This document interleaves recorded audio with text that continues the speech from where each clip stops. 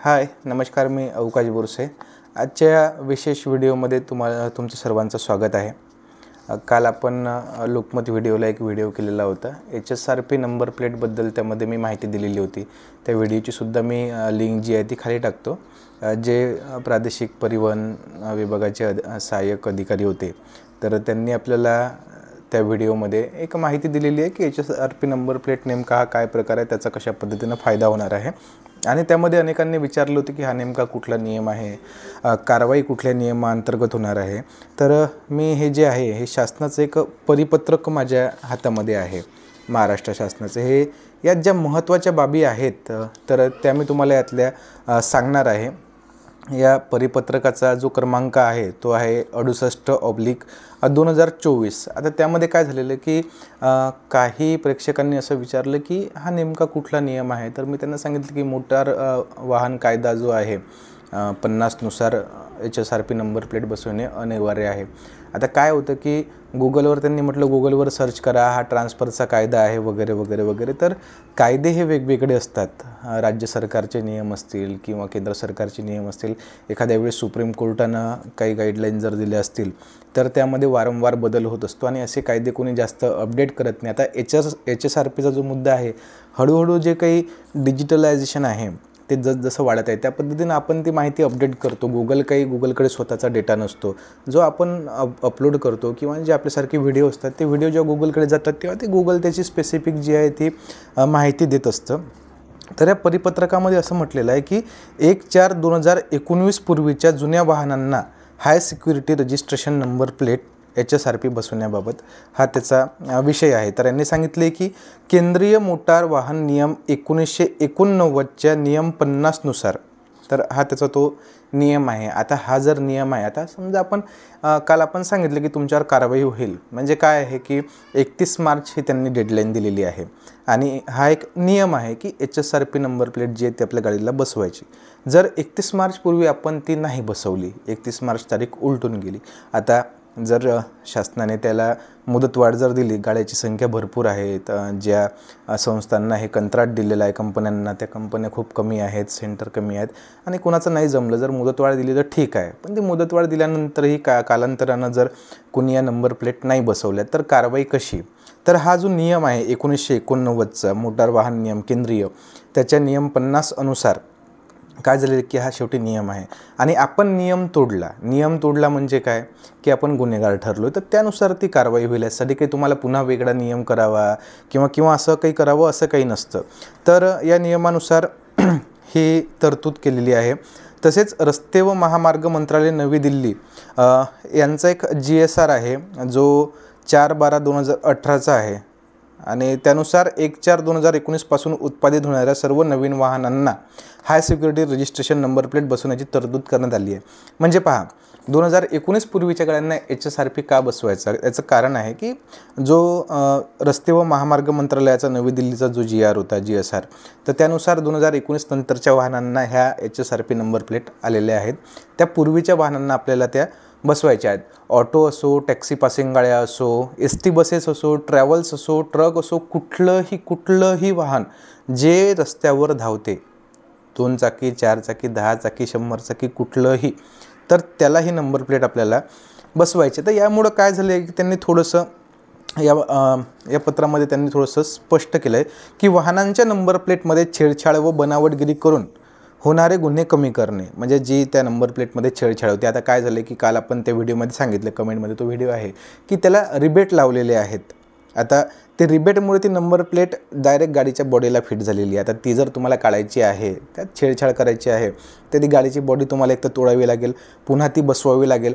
पुन्हा बसवताना तिची नोटिंग जी आहे ती RTO विभागाकडे होईल, बरोबर, कारण ते सेंटर स्पेसिफिक दिलेले आहेत। तर अशा पद्धतीनं ती थोडीशी सुरक्षा त्यांनी जी आहे ती वाढवलेली आहे। तसेच म्हणजे रस्त्यावर धावणाऱ्या वाहनांची ओळख पटवणे व तसेच राष्ट्रीय सुरक्षेच्या दृष्टिकोनातून सर्व वाहनांना HSRP बसवणे अत्यावश्यक असून मान्य सर्वोच्च न्यायालयाने तसे निर्देश दिलेले आहेत, असं त्यांचं म्हणणं आहे। आपण आता पुन्हा एकदा मूळ मुद्द्यावर येऊ। माझ्याकडे हे परिपत्रक आहे, तुमचं काही जर तुम्हाला अडचणी असतील, तुम्हाला हे परिपत्रक पाहायचं असेल, तुम्ही माझ्या व्हॉट्सअप क्रमांकावर हाय पाठवू शकता. माझा व्हॉट्सअप क्रमांक आहे 9588676452. यावर तुम्ही मला जर ते परिपत्रक मागितलं तर मी तुम्हाला नक्की त्याची कॉपी टाकतो. आता आपण पुन्हा मूळ मुद्द्याकडे वळू. यांनी काय केलेलं आहे की याचे 3 झोन बनवलेले आहेत महाराष्ट्रामध्ये. आता आणखी एक मुद्दा महत्त्वाचा की याचे जे रेट्स आहेत त्या रेटबद्दल सध्या महाराष्ट्रात जी काही चर्चा सुरू आहे. आता पहा, भाजपचं यावेळी जे सरकार आहे ते आधी होतं, पण मधातला जो काळ होता निवडणुकीचा त्या काळात हा एक इथल्या विभागाने घेतलेला निर्णय आहे. तेव्हाच टेंडरिंग प्रोसेस झालेली आहे, त्यात काही कुठल्या सरकारचा हस्तक्षेप नाही आहे. तर मधात जेव्हा मंत्रिमंडळ बसायचं होतं त्यावेळी घेतलेला हा निर्णय मंत्रिमंडळ बसण्यापूर्वीचा. आता इतर राज्यात कसं झालेलं आहे की कमी रेट्स, कारण तिथं काही राज्यांनी त्यामध्ये GST इन्क्लूड करून किंवा फिटिंग चार्जेस आहे ते इन्क्लूड करून त्यांचे रेट जे आहेत तर ते सांगितलेले नाही आहेत. आता याबाबत मी तुम्हाला एक सविस्तर माहिती जी दिलेली आहे आपल्या महाराष्ट्र राज्याने, तर ती मी थोडंसं तुम्हाला दाखवतो. या ठिकाणी आपण ती पाहू शकतो. आता यामध्ये ती या साईटवरती शासनाने ती माहिती दिलेली आहे. ज्या शासनाच्या अधिकृत हे पोर्टल आहे. आता यावर त्यांनी ही माहिती दिलेली होती. मी थोडंसं ते शोधण्याचा प्रयत्न करतो. मला वाटतं ती कालच्या तारखेतली कदाचित असावी. तर या पोर्टलवरती माहिती होती, मात्र अद्याप मला ती लिंक जर सापडली तर मी यावर नक्की तुम्हाला दाखवतो किंवा मी खाली कमेंटमध्ये ती लिंक टाकतो. मात्र या ठिकाणी मी तुम्हाला सांगतो की या ठिकाणी 3 झोन करण्यात आलेले आहेत महाराष्ट्राचे. झोन 1 मध्ये रॉज मिर्टा सेफ्टी सिस्टीम लिमिटेडला कंत्राट देण्यात आलेलं आहे. झोन 2चं जे कंत्राट आहे ते रिअल मॅझॉन इंडिया लिमिटेडला देण्यात आलेलं आहे. आणि झोन 3चं जे कंत्राट आहे ते FTA HSRP सोल्युशन्स PVT लिमिटेडला देण्यात आलेलं आहे. तर असे 3 झोन करून 3 वेगवेगळ्या कंपन्यांना हे कंत्राट दिलेलं आहे. तर हे 3 झोनचं काम काय आहे, तुमचा कुठल्या झोनमध्ये जिल्हा येतो ते त्यावर ते सगळं डिपेंड आहे. या 3 झोनचे ज्या आहेत त्या वेबसाईट वेगवेगळ्या आहेत. आता यामध्ये तुम्ही कुठल्या झोनमध्ये येता ते पहा, मी तुम्हाला सांगतो.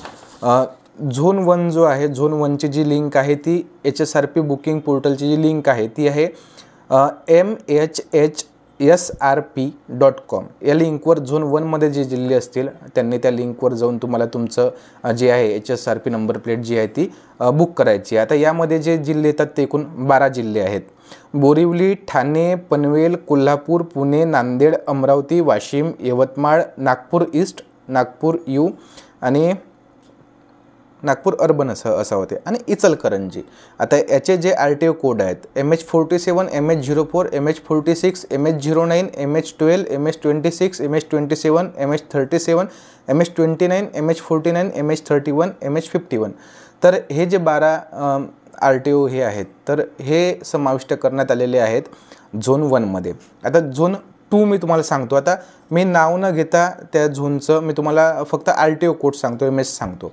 MH01, MH03, MH48, MH05, MH06, MH08, MH41, MH39, MH11, MH53, MH14, MH13, MH20, MH57, MH32, MH40, MH35, MH33 असे एकूण 18 जिल्हे जे आहेत ते झोन 2मध्ये आहेत. आता झोन 3मध्ये यांनी सर्वाधिक जिल्हे दिलेले आहेत जे 27 आहेत. MH02, MH43, MH07, MH16, MH15, MH17, MH18, MH19, MH54, MH52, MH10, MH50, MH45, MH42, MH23, MH21, MH44, MH24, MH55, MH25, MH22, MH38, MH30, MH28, MH56, MH36 आणि MH34. तर असे हे 27 सर्वाधिक जिल्हे जे आहेत ते झोन 3मध्ये देण्यात आलेले आहेत. झोन 3ची जी पोर्टल लिंक आहे ती महाराष्ट्र HSRP.com आहे. झोन 2ची HSRPMH zone2.in ही त्यांची वेबसाईट आहे. तर ह्या वेबसाईटवर गेल्यावर आता नेमकी काय प्रोसेस आहे मी थोडक्यात सांगतो, कारण मी त्यावर गाडीच्या डिटेल्स टाकू शकत नाही, एडिटिंगसाठी तेवढं आपल्याकडे हे नाही आहे. तर मी तुम्हाला दाखवून देतो. आता झोन 1साठी आता मी झोन 1मध्ये अमरावती MH27. तर झोन 1साठी काय आहे की MHSRP MHSRP टाकलं आपण की हे महाराष्ट्र, तर या ठिकाणी MHSRP.com. आता अधिकृत साईट जे असतात ते आपल्याला ओळखूच येतात. म्हणजे या ठिकाणी ही अधिकृत साईट आहे यांची, हे 2 नंबरची. या साईटवर आपण गेलो की book high security registration plate, only colour sticker, HSRP replacement, track your order आणि ग्रीवियन्स रिट्रेसल. तर हे असे यांनी 5 कॉलम दिलेले आहेत. आपण बुक हाय सिक्युरिटी म्हणजे HSRP जे आहे ते बुक करण्यासाठी आपल्याला या पहिल्या याच्यावर क्लिक करायचं आहे. पुन्हा मागे येऊन दाखवतो. हे जे बुक आहे या पहिल्या याच्यावर आपल्याला जायचं आहे. आता यांनी वर सरळ सांगूनच दिलेलं आहे त्यांना आपल्याला की महाराष्ट्र राज्यात 1/4/2019 पूर्वी नोंदणीकृत वाहनांसाठीच बुकिंग स्वीकारण्यास आम्ही अधिकृत आहोत. हे पोर्टल केवळ 1/4/2019 पूर्वी नोंदणीकृत वाहनांसाठी HSRP फिटमेंट बुकिंगसाठी आहे. तर काल अनेक जणांचा प्रश्न होता की काही स्कूटी गाड्या आहेत ज्या 2019 नंतरच्या आहेत, तर त्यांचं कसं. तर आता गाडीला जी जुनी नंबर प्लेट आहे, जुनी नंबर प्लेट अटकसाठी जी जागा दिलेली आहे, म्हणजे तुमच्या गाडीला जी आलेली आहे प्लेट त्याच ठिकाणी ते रिबेट मारतात. त्यालाच थोडंसं मागं पुढं करून ते रिबेट मारतात. त्यामुळे जास्त काही लोड घ्यायची गरज नाही आहे. अनेक गाड्या ज्या आहेत त्यांच्या जे नंबर आहेत ते त्यांच्या बॉडीवर लिहिलेले होते, त्यांच्यासाठी सुद्धा एक वेगळी तरतूद जी आहे ती RTO विभागामार्फत करण्यात येणार आहे. त्याची अधिसूचनासुद्धा निघण्याची शक्यता आहे. मात्र जी जुनी नंबर प्लेट आहे त्याच ठिकाणी तुम्हाला रिबेट लावून नवीन नंबर प्लेट ते लावून देतील. तर आता आपण पुन्हा बुकिंग साईटवर जाऊ. बुक हाय सिक्युरिटी रजिस्ट्रेशन प्लेट हा जो मुद्दा आहे, या ठिकाणी आपण या बुकवर आपण क्लिक केलं. आपल्याला आता काय जवळ ठेवायचं आहे, नेमकं कुठले कागदपत्र महत्त्वाचे आहे. तर आता यांनी काय विचारलेलं आहे बुकिंग डिटेलमध्ये, तुमचं राज्य. या ठिकाणी ऑलरेडी आपण महाराष्ट्राचे जे साईट आहे त्यावर गेल्यामुळे हे या ठिकाणी आपलं महाराष्ट्र राज्य आहे. या ठिकाणी गाडीचा रजिस्ट्रेशन नंबर तुम्हाला टाकायचा आहे. या ठिकाणी तुम्हाला चेसिस नंबर टाकायचा आहे, इथे इंजिन नंबर टाकायचा आहे, इथे मोबाईल नंबर टाकायचा आहे, इथे हा जो कॅप्चा आहे हा कॅप्चा तुम्हाला यात टाकून इथे क्लिक करायचं आहे. त्यानंतर जी प्रोसेस राहील ती OTPची प्रोसेस राहणार आहे तुमच्यासाठी. मात्र पहा, आता यासाठी महत्त्वाचा कागद जो आहे तर तो कागद कोणता आपल्याला या ठिकाणी काहीच विचारलेलं नाही. त्यांनी फक्त काय आहे की प्राथमिकमध्ये आपल्याला रजिस्ट्रेशन नंबर विचारलेला आहे. यासाठी आपल्याला RC जवळची आहे, कारण आपल्या RCवर जो इंजिन नंबर आहे आणि चेसिस नंबर आहे तो आपल्या RCवर राहतो. तर हे दोन्ही नंबर जे आहेत ते आपल्या RCवर असल्यामुळे आपल्याला काय आहे की RC खूप महत्त्वाची आहे. आणि जेव्हा आपण तो जो बुकिंग आपल्याला एक टाईम देईल, तो त्या बुकिंगनंतर आपल्याला एक मेसेज येतो, त्या टाईममध्ये आपल्याला काय करायचं आहे की या ठिकाणी आणखी आपण एक पाहू शकतो. या ठिकाणी रजिस्ट्रेशन नंबर जो राहील आपला, फॉर एक्झाम्पल MH27 जे की तुमचा आहे MH01, तो या ठिकाणी आपल्याला पूर्ण टाकायचा आहे. आता चेसिस नंबर जो आहे, चेसिस नंबर काय करायचं की आपल्याला चेसिस नंबरचे लास्ट 5 डिजिट त्यात टाकायचे आहेत, फक्त लास्ट शेवटचे 5 डिजिट. आणि त्याचप्रमाणे आपल्याला इंजिनचे सुद्धा शेवटचे 5 डिजिट टाकायचे आहेत. आपल्याला तिथं काही पूर्ण नंबर टाकायचा नाही आहे. तर या पद्धतीने आपल्याला तो जो हे आहे ऑनलाईन आहे तो आपण घरून सुद्धा करू शकतो. काही कुठल्या दलालापर्यंत तुम्हाला जायची गरज नाही आहे. कुठलीच मोठी प्रोसेस नाही आहे. सगळं मोबाईलवर सुद्धा तुमच्या घर बसल्या होऊ शकतं. क्रोममध्ये तुम्ही ही साईट उघडली की त्या साईटवर ही सगळी तुम्हाला माहिती भरता येते. आणि त्यानंतर एक महत्त्वाचा मुद्दा, तुम्हाला मेसेजवर तुमच्या लक्षात ठेवा, तुम्हाला मेसेजवर सांगितलं जातं की तुमची ती नंबर प्लेट जी आहे ती बुक झालेली आहे. तुम्हाला एक टाईम अलॉट करून दिला जातो, एक दिवस अलॉट करून दिला जातो. त्या दिवशी तुम्हाला तिथे जायचं आहे. तुम्ही ऑलरेडी हे जेव्हा तुम्ही प्रोसेस करता त्यावेळी जे फिटिंग चार्जेस वगैरे आहेत, जे शासनाने सांगितले तेवढेच चार्जेस तुम्ही पेड करा. त्यापेक्षा एकही चार्ज, तुमचे जे चार्जेस आहेत ते सगळे ते फिटिंग चार्जेस वगैरे वगैरे सगळे GST भरून तुम्हाला शासनाने चार्जेस सांगितलेले आहेत. ही एक प्राथमिक जेवढी माहिती आहे ही पूर्ण माहिती मी तुमच्यापर्यंत देण्याचा प्रयत्न केलेला आहे.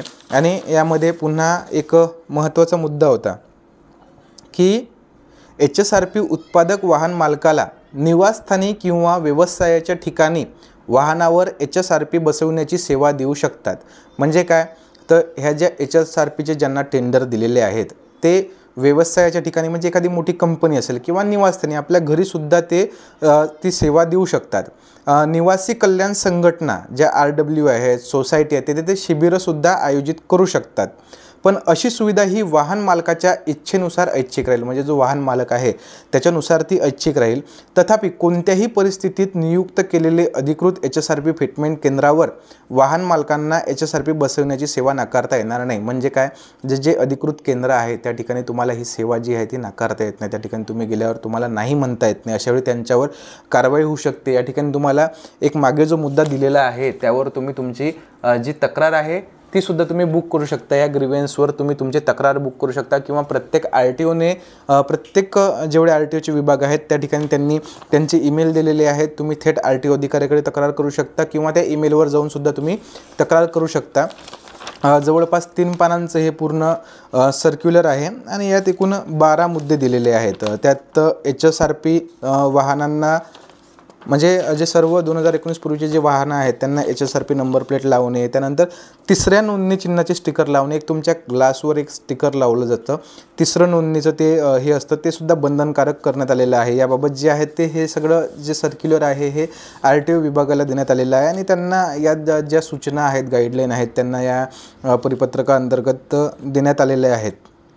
तर एकूणच ही माहिती तुम्हाला कशी वाटली ते मला कमेंटमध्ये तुम्ही जरूर कळवा आणि तुमचे जर काही मुद्दे असतील, काही प्रश्न असतील तर ते सुद्धा मला कमेंटमध्ये कळवा, जेणेकरून RTO विभागातील जे अधिकारी असतील त्यांच्याशी संपर्क करून नक्कीच तुमची समस्या जी असेल ते त्यांच्याकडनं जाणून घेऊन मी सोडवेल किंवा मला जरी त्यातली काही माहिती असेल, या परिपत्रकात काही माहिती असेल तर ती सुद्धा मी तुम्हाला पाठवू शकतो. मी तुम्हाला WhatsApp नंबर यापूर्वी दिलेला आहे. तर सबस्क्राईब करायला विसरू नका. धन्यवाद.